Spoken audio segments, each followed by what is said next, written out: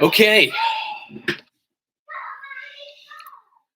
As my daughter excitedly runs around in the background. We got a final from MSG. The Knicks end up dropping this one by a final score of 129 to 115. In a score that is not representative of what this game was. And quite frankly, it's not representative of what this game means. I have a funny feeling, and I have made proclamations before that have turned out to be dead wrong. Because I do 3 podcasts a week, and I do 5 newsletters, and I say a lot of shit, and I write a lot of shit. So occasionally I make proclamations, and those proclamations are often not correct. However, I feel pretty good about this one. I think the Knicks are going to wind up looking back on this game as something of a turning point. Because that team, first of all, Doc Rivers, he deserved to get fired. Because the fact that he let that team lose to the Denver Nuggets in the playoffs last year is a joke, because that squad is a monster. Oh my God. And I know they don't always hit shots like this, and of course they hit shots like this today against the Knicks. But man, the NBA world, we all deserve Lakers Clippers at some point in the playoffs, because that's just like, holy goodness. That's not just a good team. That is a championship team. I don't know whether they win it or not. It's another story. In any case, they ended up letting go of the rope in the last couple of minutes of the game. The fact that they took everything the Clippers had to offer and then some. And I mean, we're talking about a team that was not only firing all cylinders on offense generally, but on top of that, they made 17 of 38 3-pointers. And the Knicks just took every punch. And until the last 4 or 5 minutes of the game, they stuck with it. And I'm going to talk about the individual pieces. Obviously, quickly is the lead story, but Barrett deserves a lot of discussion. Randall deserves discussion. Everybody on the Knicks deserves discussion, because this was a team effort. And, I feel like I'm in between a rock and a hard place, because I have an entire fan base here. A lot of people in this chat, a lot of people watching right now, want to see Emmanuel quickly put into the starting lineup and never see Elfrid Payton again. They want that. I get it. I want it too. I want to see 35 minutes of Emmanuel quickly a night. And yet, if I watch a team go out there and do that and compete that way and give that kind of energy on defense and be that sound and have that much of just a plan to compete against a team of this caliber, as opposed to years and years and years and years and years past, when we've seen Knick teams come out with no plan to come out with competitive teams. I don't know how I'm supposed to look at Tom Thibodeau and say, you're wrong. Something you're doing is incorrect. I don't know how I'm supposed to do that. I know everybody wants me to do that. I know everybody wants him to make a change. And a change will come at some point, because the Knicks know, Tom Thibodeau knows, you know, and I know that the ceiling of this team comes with Emmanuel Quickley as a starting point guard. But they also have a plan with this kid. They know what they have in Quickley. They're bringing him along. And Ian Begley had a report this week that noted that, the Knicks want to develop him on ball. And you could even see it when he was out there with Randall and with RJ during the times of this game. He doesn't get the ball as much. And that's not a fault of anyone's. It's just the fact that Julius Randle's playing like an all-star right now. And RJ Barrett, as Walt Clyde Frazier pointed out on the broadcast, is playing like a guy who's going to be an all-star next year. So Quickley's going to be third on the totem pole in those lineups. And for the Knicks right now, they could kind of have their cake and eat it too, in which they start Payton. They bring in Quickley whenever they bring him in, and he ends up playing, I'm going to assume he played 25, 26 minutes tonight, looking right now. His final minutes total was 27 minutes. Do they need someone better than Elfrid Payton in there? Absolutely. The Knicks need someone better than Elfrid Payton in there. And again, everybody knows that. I guarantee you Tom Thibodeau is knocking on the front office's door every goddamn morning. He gets into that facility and it's like, did you find me a starting point guard today? Did you find me a starting point guard today? I mean, whether that happens is a conversation for another day. But hold on, I want to give a quick shout out because who is this?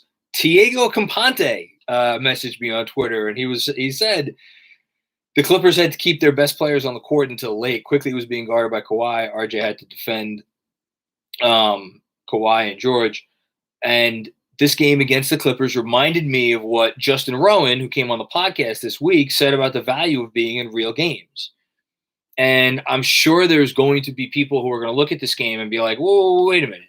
The Knicks aren't going anywhere this year. They're probably not a playoff team anyway. And we're, waxing poetic about a game in which Obi Toppin played 12 minutes, Kevin Knox played 0 minutes. And, Frank Ntilikina, for those of you who are still believing that it's going to happen with this team with Frank, sorry, got news for you. Played 0 minutes. This is the difficult line that you have to toe when you're a shitty team and you're trying to become a better team. And it's a line between development and it's a line between development and winning. And you have to figure out how much does the winning component amplify the development component? And how much does the fact that, Obi Toppin only played 12 minutes in this game, and during those 12 minutes, he was not the focal point of an offense, but he got those 12 minutes in a game against a team of this caliber, and they were important minutes. And he earned those minutes, and he could feel like he earned those minutes. And did he do anything? No, I think he had 2 points. But that's a question for Tom Thibodeau, and that's a question for the front office. And I don't pretend like I know the answer. I don't pretend like they know the answer. But I do know that if you watch the NBA, and you've been watching it for as long as I have, you could see the teams that just, there is no value on winning games against good teams. They never get good unless they get lucky in the draft and happen to draft a Luka Doncic or a LeBron James or a once every 5 years type of guy. And by the way, there's a 14% chance of getting that guy this year, if he even is that guy. So I have a little bit of a tough time sitting here and being like the Knicks screwed up because they're benching Knox and not playing Toppin enough. If you want to tell me that Peyton should be, I see a few people in the chat saying Peyton should be sad for Frank Ntilikina. Frank Ntilikina can't be worse than this. I get it, but at the same time, I just watched the same game that you did, and Elfrid Payton with the rest of the starting unit looked pretty good. There were a few plays where, again, this is where the consistency comes in. They've been playing together, this unit, for 21 games. I don't know. If you want to say Frank should be starting in place of Payton, I'm not gonna say that you're wrong. But again, I go back to the thing that I said before. It's really difficult for me to call out Tibbs as doing anything wrong right now. Taj playing over Toppin was disrespectful. That's a Tibbs thing. He likes guys in their slots. He likes, if you're a backup center, you're going to play backup center. If you're a backup power forward, you're going to be backup power forward. Should he be more flexible? Maybe, but you take the good with the bad with this guy, and clearly he has some deep held beliefs. Yes, Noel was injured. I think I know. Oh, this is the guy that's always on Twitter trashing Frank. Frank is trash. Yeah. I see you. Frank is not trash. Frank needs an opportunity. I don't know if it's going to come with this team, but he's going to be good when he gets an opportunity. All right, I've been a little bit too downtrodden for a little bit too harsh on people's opinions for as happy as we should be, or as happy as you can be for a 15-point loss. I mentioned it the last time I did one of these. Every team needs to get lucky every now and then. You can't always count on getting the exact right guy at the top of the lottery. You can't always count on making the perfect free agent signing. You can't obviously count on free agents picking you. Everybody has to get lucky. And obviously there is some skill involved there. And what's the phrase? Luck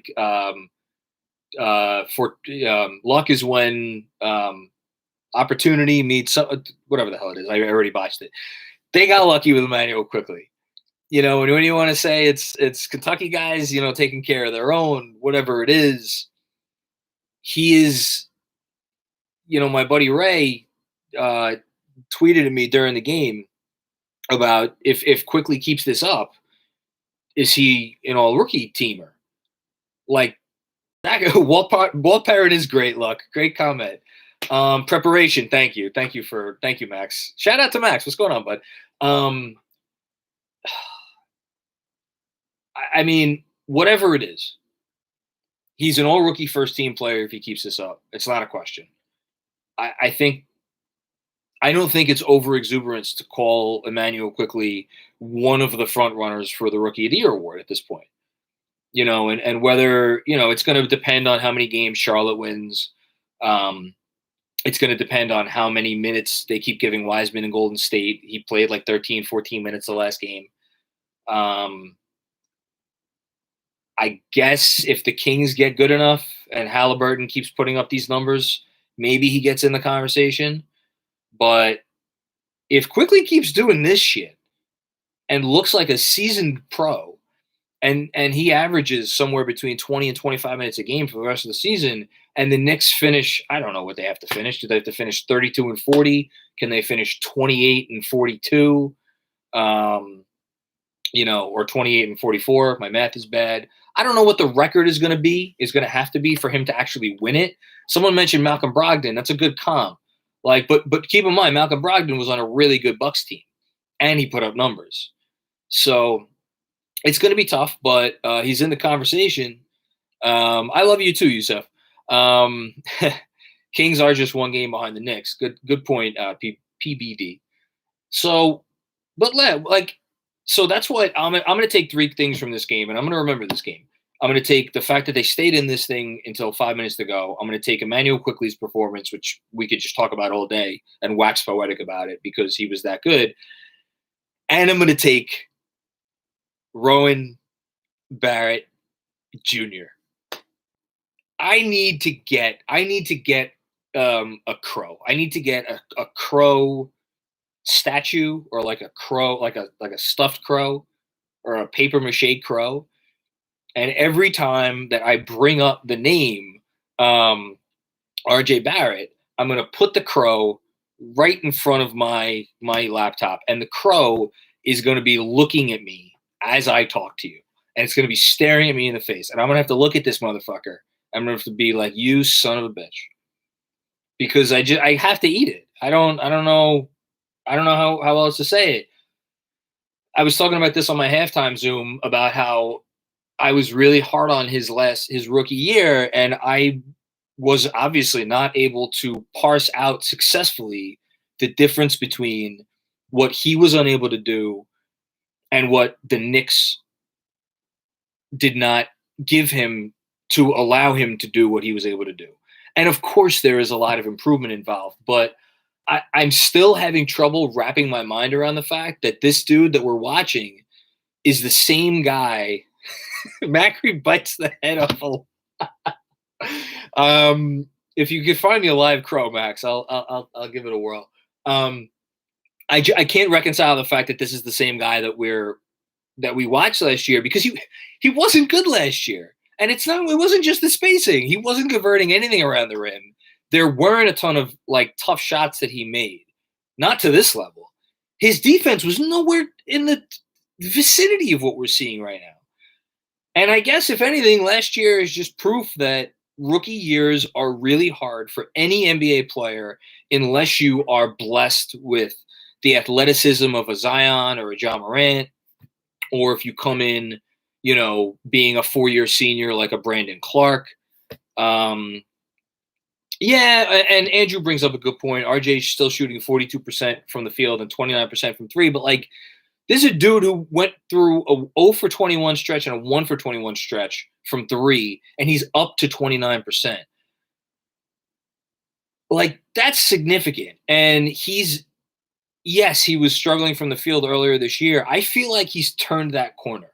Yeah, Tim Duncan, thank you. If you're a Tim Duncan, you're gonna come in and you're gonna dominate right away. And there are those guys every year. RJ came into the league at 19, and he came into the league at 19 with a system that was just completely dysfunctional, with a coach who didn't know, all due respect to David Fisdale, his ass from his elbow, and obviously with the spacing concerns and all the other shit. So, I mean, the fact that he took on the challenge of guarding Kawhi Leonard today, and he did it at the other end, there were just so many moves on offense, and Clyde said towards the end of the broadcast, I don't know if anybody else caught it, that he predicted RJ Barrett's going to be an all-star next year. And that's not crazy anymore because he's making tough shots. He's doing it on the defensive end. And I still think he has another level to reach because here's where I'm at with RJ. Here's the last step that I want to see him take. If he can take it this year, great. If not, it's fine. Is for him, the playmaking, the passing, and the looking for others and getting others involved more and like making those correct passes comes more in games for me. Maybe I'm overgeneralizing, but where the shot's not falling. And he needs to get to the point. And look, there's like 15 guys in the league that get to this point. So I realize this is a lofty goal where he is definitely towing the line between it doesn't matter if I have my shot going or not. I am still always going to make the correct play, regardless of if the correct play is a pass, I'm going to make the correct pass. If the correct play is a shot, I'm going to make the correct shot. That's the last step for RJ because as a defender, he's defending at a really wonderful level. And he's making the tough shots. And yeah, of course, the finishing could use some work and the three-point shooting could use some work. But like, what else do you want? Digital Madrigal, I hope I got that right. He's 6'6" and strong. That's the thing you can't teach. He's a 6'6", brick shithouse on wheels. Doesn't have the greatest birth, doesn't have the greatest athleticism, but he's working with what he's got. And he's only going to figure out how to use that size even more to his advantage. Is he 6'7"? Because the NBA.com and every other site that I could see lists him at 6'6". I mean, whatever. He's big. He's a big boy. And and thank you, Zach, for mentioning that. Zach Santos mentions, and he wants to be great, and he works hard. And I don't think anybody has explicitly said this yet because I think we've probably all internalized it. He wants to do it here. He doesn't want to go to fucking LA or Miami. Maybe he does, and we just don't know it. It doesn't seem like he wants to go anywhere. He wants to stay in New York, and he wants to make it happen in New York for the Knicks. Like, how do you put a value on that? I don't know how you do. Mamba mentality. Yeah, he does love being a Knick. Toronto. He ain't going no fucking. Well, he is Canadian. That's true. Let's hope not. Let's hope he doesn't have harbor those desires. Let's see what else we got to talk about. Again, my apologies to Julius Randle because I've been talking for 17 minutes and I have not mentioned the man's name once because that's where we're at with Julius Randle, I guess, is we're just like, oh, okay. He put up 27 points on 18 shots, and he was 4 or 5 from 3, and he got to the line 6 times, and he had 12 rebounds, and he had 5 assists against 3 turnovers, which is fine, given how much he handles the ball. It's like, okay, it's fine. It's another Julius Randle game. Like, this is insane that we are at the point where 20 games into the season, Julius Randle's having these games, and we're just like, all right, it is what it is. I hope he makes the All-Star team. It's going to be really tough because the East is just loaded. And I don't know, these are real people who vote for these things. And the media votes count for a lot. It's not just the fan vote. And I don't know how many media people are watching these Knicks. And I don't know if media people are realizing how much just every possession that he is in the game, he is the absolute engine. It is him and it is only him. And everything that happens that is good for the Knicks, on offense, when he is in the game, it happens because of something that he's doing. Like, that has immense value. And I know there's other guys having really nice years. Gordon Hayward, Zach LaVine, Trae Young, I imagine are the guys he's going to be competing with for a spot. Maybe like Chris Middleton, Malcolm Brogdon. Like, these guys are always all having great years. So we'll see. I hope he makes it. Someone mentioned if Bam makes it over him, I'm going to be mad. Here's the thing about Bam. I don't think the Heat are going to stay whatever they are. Basically 1 win for every 2 losses. I think the Heat are going to figure out a way to get back to close to 500 by the time the voting stops. And I think enough voters are going to give Bam the benefit of the doubt because he's been their best player this year. But I do agree that, like, again, Randle and Bam, who were media people going to gonna pick. Lou Williams, just 9 points, still feeling hungover from Magic City. Good comment, Chris. All right, I'm gonna take questions for a couple minutes, and then I gotta hop on with Jeremy Cohen for our Sunday podcast. How hungry is Chicago going to be after that loss? My God, I watched the end of that game. That was brutal. I don't know. I'm curious to see what happens with Chicago. I'm curious to see what happens with Levine. Do they put him on the market? It's an interesting name. George Hill to the Knicks. Man, Sam Presti, is he allowed to trade a player if the player doesn't return a first-round pick? Because the Knicks aren't going to give a first-round pick for George Hill. I don't know. Would you give a second-round pick for George Hill? For George Hill to start? I mean, George Hill is essentially kind of like a souped-up version of Alec Burks. He's not really a point guard. He doesn't really handle the rock all that much. He doesn't dish it. I mean, I like him, but I don't know that he's necessarily the guy that they're looking for. Is Zach Kopelman, is Jared Jack available? I think he is going to be in the G League, although I'm not 100% sure. Hey, Frank, my man Frank Cacciola. The respect that vets have league-wide for Emmanuel Quickley is a really good sign. They know he's legit. If I could riff on that for a second, Frank, that's why this is so important.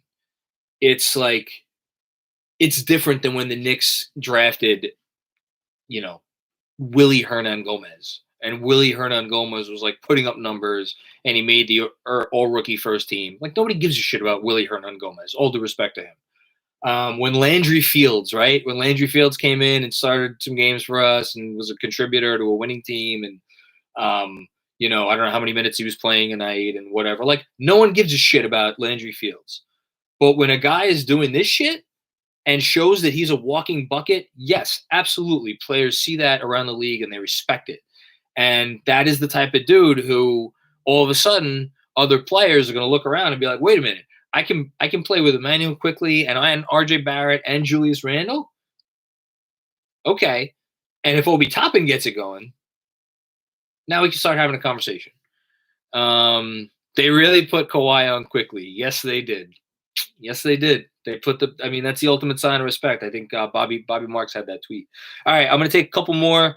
Do you think Tibbs messed up with the rotation in the fourth?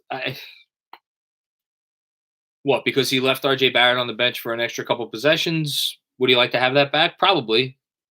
I think, Tibbs coaches by his gut to a certain extent. Sometimes he's right, sometimes he's wrong. But the Knicks are 9-12.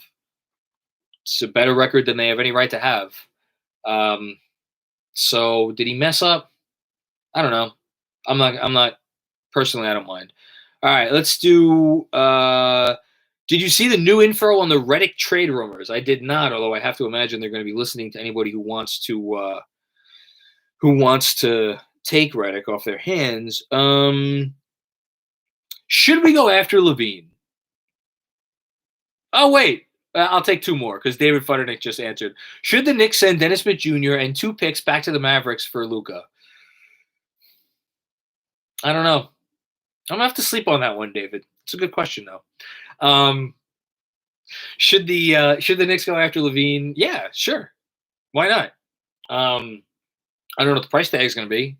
But if you're telling me that I could get Zach LaVine for a first-round pick and Kevin Knox, and we give the maybe still cheap Bulls some salary relief, I'd be down for that. But I have a feeling they're going to ask for a lot. That's my gut feeling, is they're going to ask for more than the Knicks are going to want to spend, especially since Levine's going to be a free agent in 2 years, and maybe we just sign him. All right, that's it. I am going to no Fields slander. I'm sorry, I didn't mean to slander Landry Fields. I'm making a point. Emmanuel Quickley is really good. Okay, yes, Lamar Peters to the Knicks. I miss Lamar Peters. Okay, I'm going to go record a podcast with Jeremy Cohen. Stay tuned for that to drop tomorrow, and stay tuned for another live stream tomorrow. And what else? Did I forget anything? Oh, yeah. If you haven't subscribed to this channel, subscribe to the Knicks Film School YouTube channel. Because, my producer, Andrew Claudio, was working his ass off to try to establish this as like a real thing. And we're proud of it. And we hope you people watch some of the stuff that we do. So subscribe, and I'll see everybody mañana. Be well.